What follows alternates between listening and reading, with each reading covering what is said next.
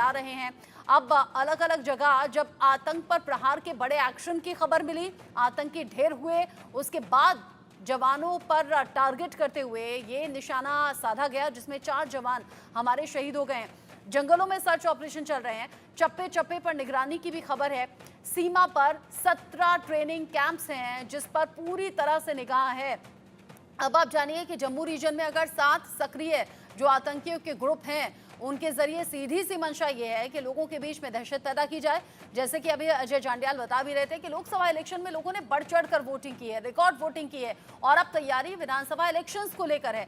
ऐसे में आतंकियों के जो अलग अलग ग्रुप हैं, जो 7 सक्रिय ग्रुप जम्मू के रीजन में हैं, उनका सीधा सा उद्देश्य है लोगों में दहशत पैदा करना। और कल चूंकि खबर सामने आई थी, 3 संदिग्ध आतंकी देखे गए, वो लोकल एक महिला से पानी मांग रहे थे। ये कुछ ऐसे टेक्टिक्स होते हैं जिनके जरिए लोगों से घुलने मिलने की कोशिश होती है। अजय ने अभी जिक्र इस बात का भी किया कि कुछ पैसों के लालच में भी लोकल सपोर्ट लोगों के जरिए दिया जाता है। और साथ ही कहानी इस तरह की भी है कि कई जगह दबाव डालकर या ब्लैकमेल कर कर भी आतंकी सपोर्ट मांगते हैं, लिया जाता है। मेजर जनरल जेके बंसल, जब आतंकी ढेर होते हैं तो बहुत अच्छा लगता है, इसमें कोई दो राय नहीं है। हम शान से बताते हैं 6 आतंकी ढेर हो गए, 3 आतंकी ढेर हो गए। अभी 2 से 3 दिन के अंदर ही ये बड़ा सफाया आतंक का सुरक्षा बलों ने किया है। लेकिन साथ ही साथ बड़ा दुख भी होता है जब सेना के जवान शहीद होते हैं। अब आतंकी बौखलाहट में इस तरह के हमलों को अंजाम देंगे, ये अंदेशा, ये अनुमान पहले से था, लेकिन इसका जड़ से खात्मा कुछ नजर आता है क्या? कोई पॉसिबिलिटी है क्या? कोई तरीका है क्या? आपने बहुत अच्छा सवाल किया है। ये जड़ से खात्मा होना बहुत जरूरी है। जैसे कि अभी 14 जुलाई को 3 टेररिस्ट को जब वो अंदर घुसे थे बॉर्डर के थ्रू, तभी उनको मार गिराया गया। तो इस तरह की उनको अंदर आने ही नहीं देना। और ये जो अभी आपने पूछा था और आपका जो सवाल था कि हाँ अभी घटनाएं क्यों बढ़ी हैं, क्योंकि कश्मीर के अंदर सिक्योरिटी बढ़ गई है और यहाँ पे सिक्योरिटी नहीं थी, क्यों यहाँ ऐसी वारदातें नहीं होती, तो ये सेफ हेवन उन्होंने चुन लिया। दूसरा ये है कि जो हमारे ट्रुप्स थे इस एरिया में, जम्मू एंड कश्मीर में, उनको मोबिलाइज करके लद्दाख की तरफ भेज दिया गया है। तीसरा कारण यह है कि सीज फायर का फायदा उठा करके ये लोग घुसाते हैं। और इसके अलावा हमारी इंटेलिजेंस को भी और दुरुस्त करना पड़ेगा। इंटेलिजेंस के अंदर में अगर ड्रोन से इंटेलिजेंस की जाती है तो उसको जो ये टेररिस्ट हैं वो झूठे सिग्नल भेज करके उसको गुमराह कर देते हैं। तो मानव जो इंटेलिजेंस है उसका बहुत जरूरी है, जिसके लिए अभी 960 पुलिस वालों को ट्रेनिंग दी गई है, जो लोकल लोग हैं, वहाँ के रहने वाले, वहाँ के एरिया को अच्छी तरह से जानते हैं। तो अब समय आ गया है कि वो अगर आतंकी एक बार हमारे कंट्री में घुस गए तो वो जंगलों में छुप करके वो आतंक मचाएंगे ही। तो इसका अच्छा समाधान ये है कि बॉर्डर पर ही ये सीज फायर को बंद करके वहीं पर इनको न्यूट्रलाइज किया जाए। और जैसे आपने कहा कि जो ट्रेनिंग कैंप है उनको ध्वस्त किया जाए, तभी इसका मुकम्मल इलाज होगा। नहीं तो आकर के यहाँ पे अभी अखनूर में के पास में भी आतंकियों को देखा गया है, वहाँ पर भी सुरक्षा बढ़ा दी गई है। तो जब ये यहाँ पर आ जाते हैं और उनसे फाइट करने के लिए और अपने सिविलियन को बचाने के लिए हमारे जो जवान हैं वो शहीद हो जाते हैं, तो इसको खत्म करके ये जो बहुत जरूरी है कि अभी आतंकों को आने ही नहीं देना, इनका जड़ से इलाज वहीं पर करना। जड़ से दूसरा इलाज आपने जरूरी जो है भी, कहा और इसीलिए देश भर में मांग उठती है जब जब इस तरह से आतंकी हमले होते हैं और सेना के जवान या फिर सिविलियंस मारे जाते हैं, तो ये मांग उठती है कि एक और सर्जिकल स्ट्राइक की जरूरत है। पाकिस्तान को सबक सिखाने की जरूरत है। पाकिस्तान की सीमा में घुसकर उन्हें उन्हीं के ढंग में जवाब देने की जरूरत है। लेकिन रैना जी, अगर एक तरफ सेना के जवान हैं, शासन प्रशासन है जिनकी ये कोशिश है कि लोगों में दहशत जो पैदा करने की कोशिश है उसे दूर किया जाए, और इसी के चलते ये ऑपरेशंस चलते हैं जिसमें आतंकी का खात्मा होता है। लेकिन अगर रह रहकर आतंकियों के जरिए भी ये पलटवार होता रहेगा तो लोगों में जो दहशत मन में घर कर जाएगी उसे दूर कैसे किया जाएगा? कि सबसे पहले हमें कुछ चीज़ें बड़ी बारीकी से समझनी चाहिए। एक तो ये है कि ये जो टेररिज्म है ये कोई मामूली टेररिज्म नहीं है, ये आइडियोलॉजिकल मोटिवेशन है इसकी। It's an ideologically driven terrorism. और ये आइडियोलॉजिकली ड्रिवन टेररिज्म जो है ये आज का नहीं, ये 90 से चल रहा है।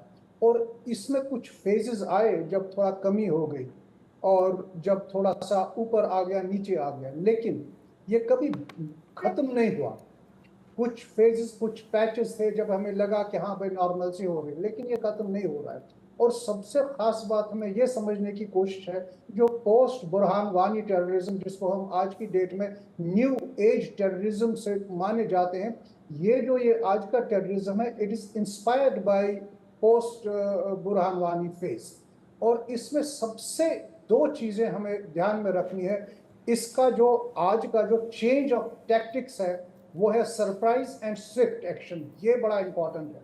और दूसरा जो ये ज्योग्राफिकल शिफ्ट टेररिज्म का है, इसका जो ऑब्जेक्टिव है बहुत क्लियर है, इसका ब्रॉडनिंग ऑफ टेरर ऑब्जेक्टिव एक ऑब्जेक्टिव है।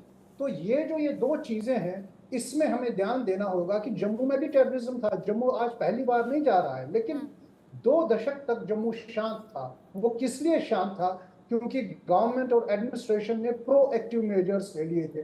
For example village development committees बनाई थी जिनको आर्म किया था, और जो हायर रीचेस पे लोग रहते थे, जम्मू, डोडा, रियासी, रजौरी, पुंछ, तो वहां पर वो आर्म होते हुए उन्होंने खुद उनको डिफेंड किया और खुद अपने आप को टेररिज्म से बचाया। क्योंकि ये हायर रीचेस जहां पर ये पॉपुलेशन रहते हैं, लोग रहते हैं, ये एक बहुत बाधा होती है इनको क्रॉस करने में। लेकिन 2-3 चीजें हमें एक और ध्यान रखना है। जैसे आप डेरा गली जो डेंस फॉरेस्ट है, जहाँ जो नोन है फॉर गुरेला वारफेयर, इतना ही नहीं, 1998 में जो प्राण कोट और डकी कोट से 26 लोगों का मैसेकर हो गया, उसके बाद हमें कुछ सबक सीखना चाहिए था। और उसके बाद की जो कहानी, हमें लगा कि शायद अब जम्मू शांत है, लेकिन जम्मू शांत नहीं है, और जेड के खास तौर पे शांत है। आप ये देख लीजिए, कुलगाम में एनकाउंटर हुआ और उसके बाद ही ये जो जम्मू, ये जो कठुआ में ये आर्मी पे टेरर अटैक हुआ, इसकी जो गैप है वो बहुत कम है। और इसकी जब हम परिभाषा में जाएंगे तो सबसे पहले इंपॉर्टेंट चीज है, हमें ये देखना है कि जब इंजीनियर रशीद इलेक्शन जीत के आता है बारामूला कॉन्स्टिट्यूंसी को, वो किसको हराता है? वो former chief minister of Z के उमर अब्दुल्ला को हराता है। हाँ। और वोट कितने आते हैं मुझे पूरा ध्यान नहीं है, लेकिन सुनने में आया है कम से कम 8 लाख वोट उसने जीत के आया है। हाँ। और जो लोग कन्वेंसिंग कर रहे थे, उसको खुद को भी पता नहीं था कि लोग कहाँ से आ रहे हैं कन्वेंसिंग करने के लिए। ये आप मान लीजिए, इंजीनियर अब्दुल रशीद एक टाड़ा डेटेनी है, वो जेल में आज की डेट में बंद है, और जिन कारणों के कारण वो जेल में बंद है उसको हम टेररिस्ट बोलते हैं। तो इसका मतलब है कि जो कॉन्स्टिट्यूएंसी ऑफ टेररिज्म वैली में है वो आज की डेट में वेल ऑइल्ड है।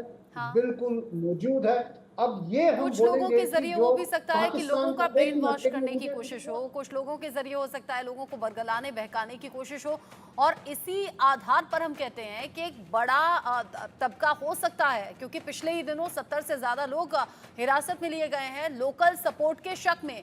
ऐसे में अजय इसको लेकर ज्यादा जानकारी हमारे दर्शकों तक पहुंचाए, लेकिन उससे पहले एक बड़ा अपडेट। श्रीनगर में मुहर्रम के जुलूस के दौरान जो फिलिस्तीन के झंडे दिखाए गए, उसकी तस्वीरें भी सामने आ